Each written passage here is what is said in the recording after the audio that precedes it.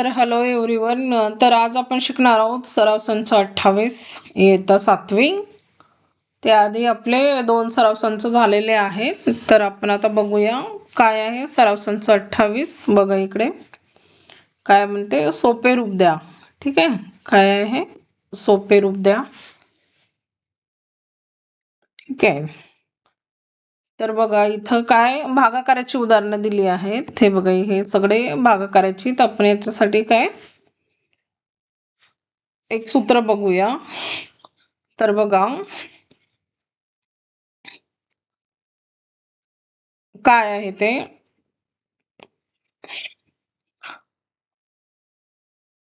ए चा घात एम भागीला काय भागीला ए चा एन वा घात, ए चा एन वा घात भागीला ए चा एन वा घात.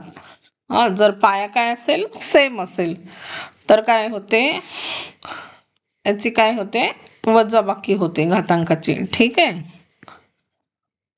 तर हा आपल्याला इथं सूत्र लागणार आहे.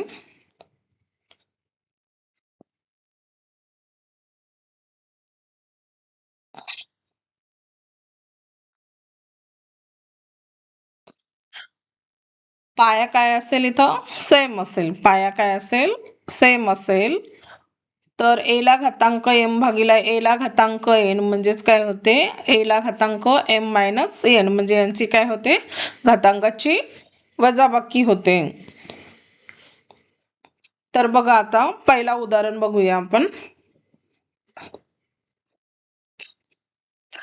पहिला काय आहे बघा इकडे कच्चा नंबर काय 1, सोपे रूप द्या. त्याला आपल्याला काय करायचंय फक्त सिम्प्लिफाय करायचं आहे. ठीक आहे, तर याचा काय एचा 6वा घात भागीला काय एचा 4था घात. ठीक आहे, तर आपल्याला हा फॉर्म्युला वापरायचा इथं. जर काय पाया सेम असेल तर घातांकाची काय होते वजाबाकी होते. तर बघा इथं पाया काय आहे याचा ए, घातांक काय आहे 6 आणि 4. ठीक आहे, त्यांची काय होईल वजाबाकी होईल. तर इथं काय येईल ए ला घातांक काय येईल 2 म्हणजेच ए चा वर्ग येईल. हे झालं पहिल्याचं उत्तर. आता दुसरा बघूया आपण. दुसरा काय आहे, आता दुसरा उदाहरण बघूया काय आहे. तर एम चा 5वा घात भागीला एम चा 8वा घात. हा बघा इथं एम चा 5वा घात भागीला एम चा 8वा घात. दुसरा उदाहरण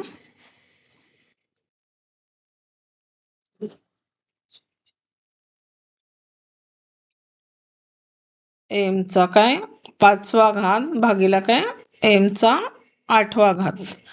ठीक आहे, इथं पण पाया काय आहे सेम आहे. पाया म्हणजे काय एम आहे. इथं एम चा 5वा घात भागीला एम चा 8वा घात. पाया काय आहे एम आहे, म्हणून काय दोघांचा पाया एम आहे म्हणजे सारखा आहे. तर मग यांची काय होईल घातांकाची वजाबाकी होईल. तर एम ला हे काय आहे 5 मायनस किती होईल हे 8. ठीक आहे, तर मग एम ला घातांक किती होईल -3. ठीक आहे, 5 मधून 8 नाही जात, पण 8 मधून 5 गेले 3 राहिले. आणि काय साईन काय मोठ्या संख्येचा द्यायचा, म्हणजे मोठ्या संख्येचा 8चा काय आहे 3 मायनस, म्हणून काय झाला एम चा 3रा घात. ठीक आहे, म्हणजेच काय वजा घन. हे काय झालं याचं उत्तर झालं. ठीक आहे, एम चा वजा 3रा घात किंवा एम चा वजा घन हे झालं याचं आन्सर झालाय. ठीक आहे, आता तिसरा उदाहरण बघूया. तिसरा उदाहरण काय आहे,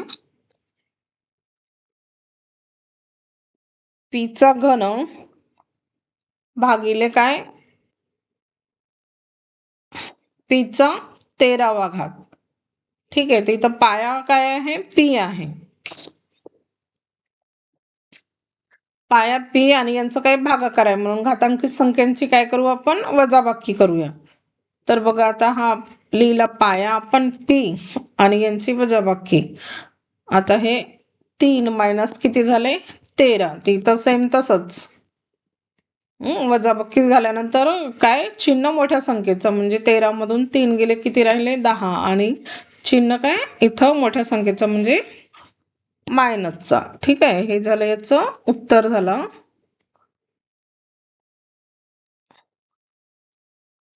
आता बघूया चौथा उदाहरण बघूया आपण.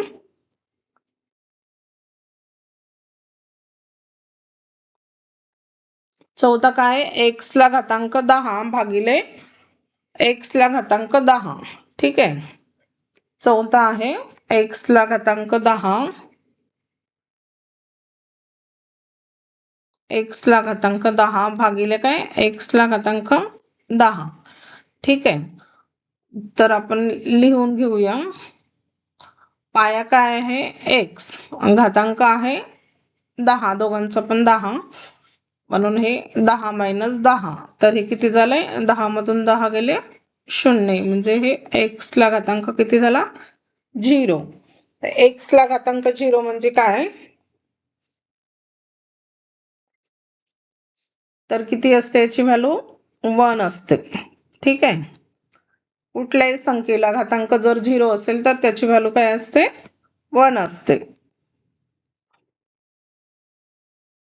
कोणत्याही संख्येच्या चलाचा काय 0वा घात असेल तर त्याची किंमत काय असते नेहमी 1 असते. ठीक आहे, आता पुढे बघू.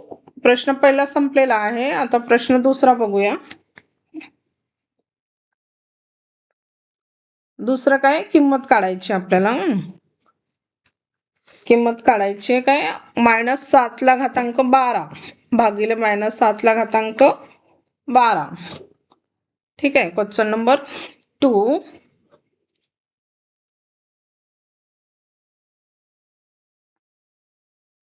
मायनस काय -7 म्हणजे -7 ला घातांक काय 12 आणि त्याचं पहिला आहे भागीला -7 ला घातांक किती आहे 12. त्याचं पण तसंच पाया काय आहे सेम आहे. ठीक आहे, त्याचं पाया काय सेम, पाया कोणता आहे -7 आणि त्याला घातांक काय आहे 12 आणि दुसऱ्याचं पण घातांक 12 म्हणून त्यांची काय होईल वजाबाकी होईल. हे -7 12 मायनस 12 हे काय झालं 0.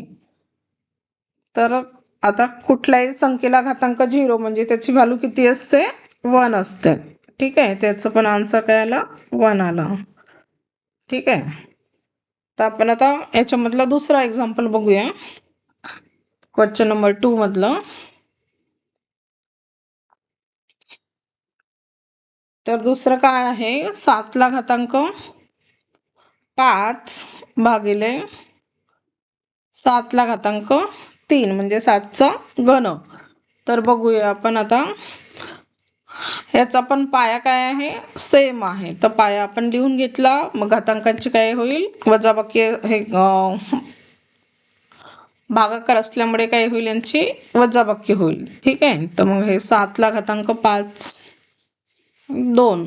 ठीक आहे, तर आता हे 7 ला घातांक 2 म्हणजे किती 7 गुणिले 7 म्हणजेच काय झालंय हे 7 7 49. हे त्याचं काय झालं उत्तर झालं दुसऱ्याचं. आता तिसरा बघूया आपण. तिसरा काय आहे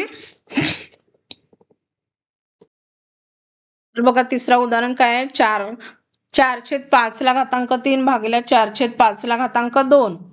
ठीक आहे, तर यांचं काय पाया आहे 4/5 म्हणजे पाया दोघांचाही काय आहे सारखा आहे आणि त्यांचा घातांक आहे 3 आणि 2. तर मग घातांकित संख्यांची काय होईल वजाबाकी होईल. तर आपण ते करून घेऊया.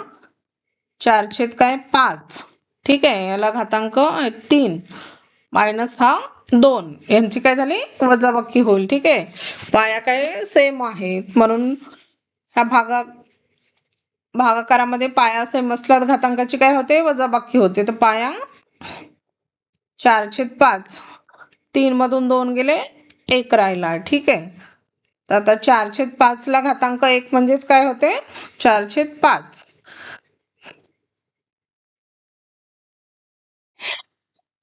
ठीक आहे. कोणत्याही संख्येचा काय घातांक जर 1 असेल तर त्याची किंमत काय असते? तीच असते. म्हणजे घातांकाचा काय? पाया. ठीक आहे. तर म्हणून 4/5 ला घातांक 1 म्हणजे काय झालं? 4/5. हे त्याचं झालं उत्तर. आता बघूया चौथा उदाहरण आणि शेवटचं आहे.